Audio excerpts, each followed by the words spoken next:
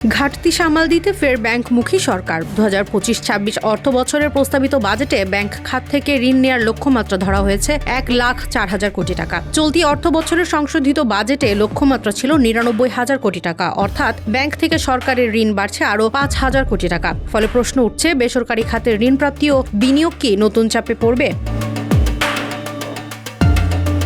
অভ্যন্তরীণ ঋণের বাকি অংশ অর্থাৎ ২১,০০০ কোটি টাকা আসবে ব্যাংক বহির্ভূত খাত থেকে। তবে অর্থনীতিবিদরা বলছেন, সরকার ব্যাংক থেকে বেশি ঋণ নিলে বেসরকারি খাতের জন্য ঋণের প্রবাহ সংকুচিত হয়ে পড়তে পারে, যা বিনিয়োগে নেতিবাচক প্রভাব ফেলবে। প্রস্তাবিত বাজেটে ঘাটতির পরিমাণ ধরা হয়েছে ২,২১,০০০ কোটি টাকা, যা বিগত বছরের সংশোধিত বাজেটের ঘাটতির সমান।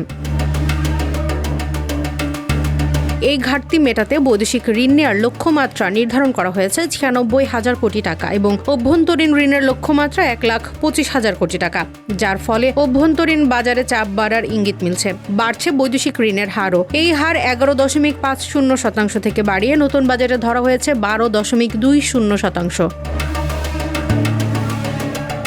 অর্থ উপদেষ্টা ডক্টর সালেহ উদ্দিন আহমেদ ২ জুন এই বাজেট প্রস্তাব উপস্থাপন করেন। সংসদ না থাকায় বাংলাদেশ টেলিভিশনের মাধ্যমে বাজেট ঘোষণা করা হয়। এর আগে সবশেষ ২০০৭-৮ সালে টেলিভিশনের মাধ্যমে এমন বাজেট পেশ করা হয়েছিল।